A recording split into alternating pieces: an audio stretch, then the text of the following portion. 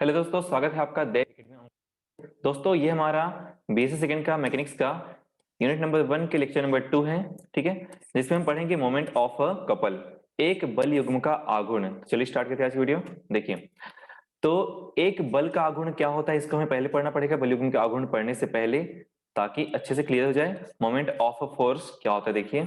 तो एक बिंदु के सापेक्ष, ठीक है, एक बिंदु के सापेक्ष, किसी बिंदु के सापेक्ष किसी बल का आघूर्ण बल और उसकी क्रिया रेखा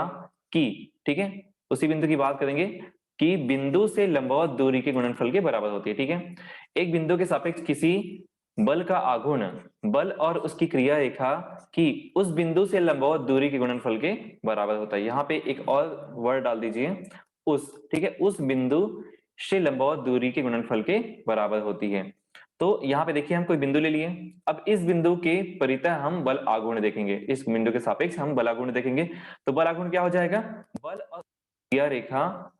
कि उस बिंदु से लंबवत दूरी। अब यहाँ पे बल लगा रहे हैं, जब इस पॉइंट पे बल लगा रहे हैं, यहाँ पे जब बल लगा रहे हैं तो इसकी क्रिया रेखा क्या हो जाएगी, ये क्रिया रेखा है। जब इस दिशा में बल लग रहा है मतलब ये क्रिया रेखा है, मतलब उस बल के अनुदिश जो काल्पनिक रेखाएं होती है उसको हम, काल्पनिक रेखा होती है उससे हम क्रिया रेखा कहते हैं। ये हो गया उसकी काल्पनिक रेखा, ये क्रिया रेखा। इस बिंदु के प्रति हमें बल आघूर्ण चेक करना है तो हमें क्या करना पड़ेगा, बल, बल क्या लग रहा है हमारे पास में, बल जो है F है, तो F और इसकी लंबवत दूरी क्या है, यहां से यहां तक का हमने मान लिया P, तो F और P के गुणनफल के बराबर होती है। ठीक है, बस वही बोला गया है, बल और उसकी क्रिया रेखा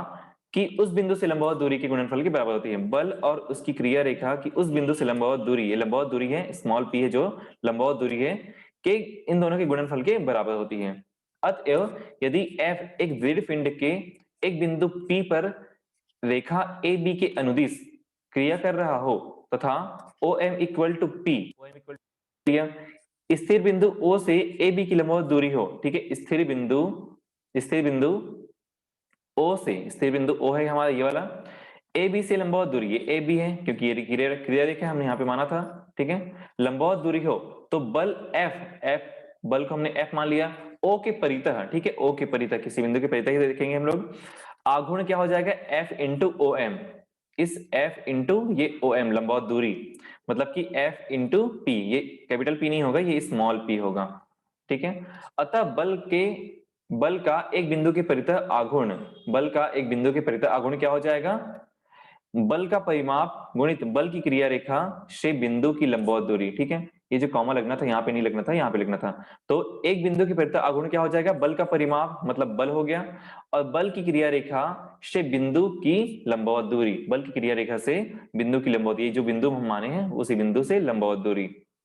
तो बी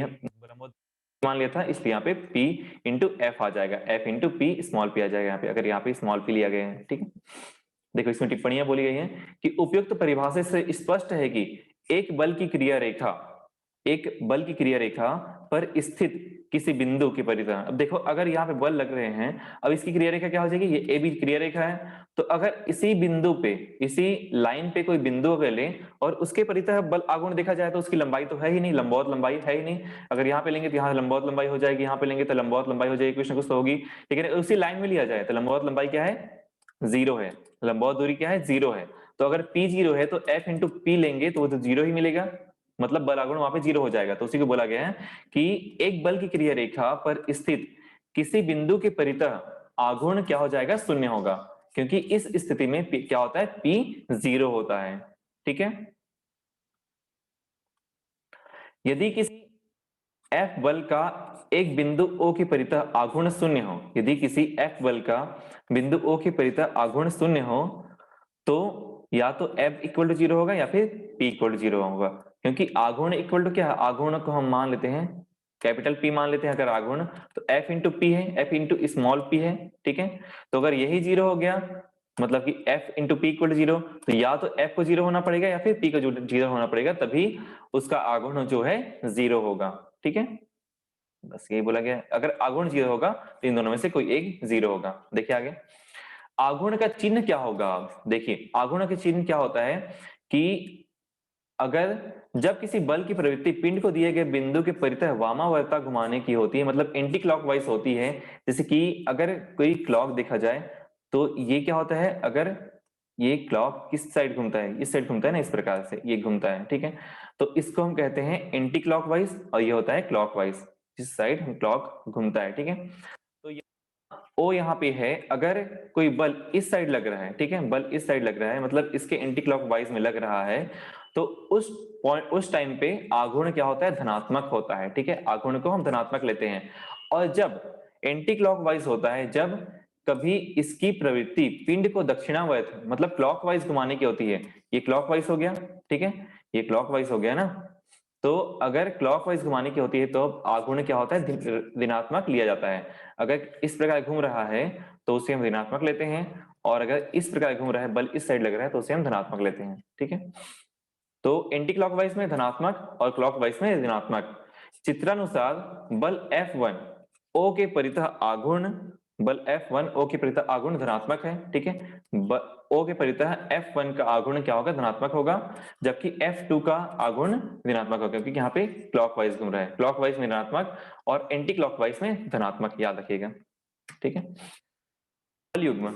बल युग्म क्या होता है, बल युग्म बराबर और विषम दिश समांतर बल जिनकी क्रिया रेखाएं एक नहीं है, एक बल युग्म निर्मित करती हैं, ठीक है। बल युग्म क्या होता है, बराबर और विषम दिश समांतर बल जिसकी क्रिया एक रेखा एक नहीं है। जैसे यहाँ पे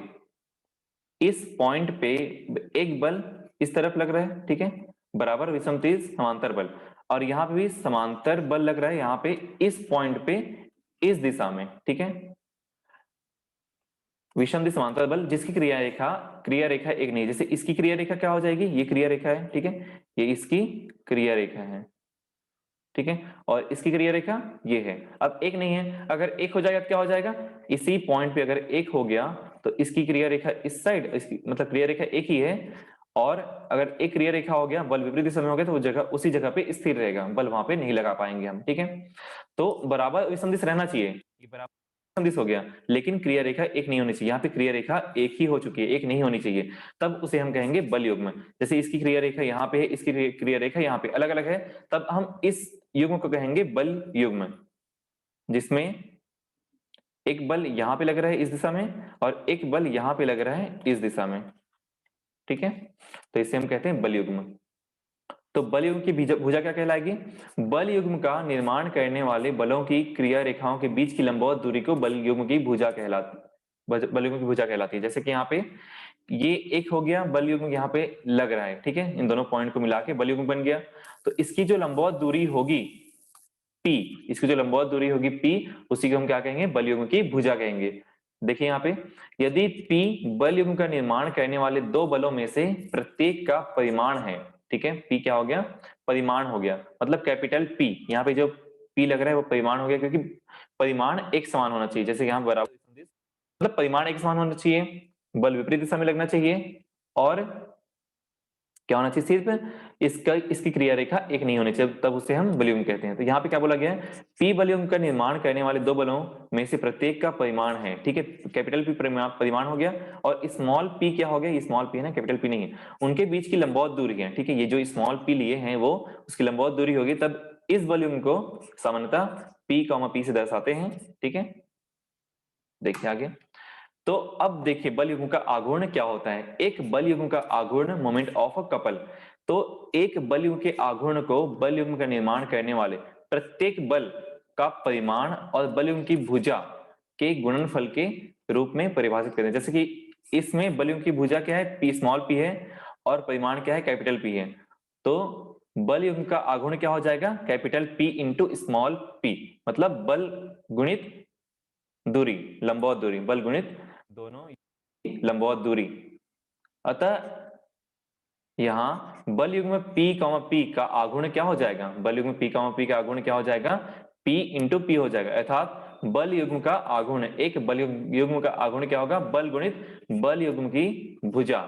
या दोनों बलों के बीच की लंबवत दूरी। जैसे एक यहाँ पे लग रहा है, यहाँ पे लग रहा है, दोनों बलों के बीच की लंबवत दूरी क्या कहलाता है, एक बल युग्म का आघूर्ण कहलाता है।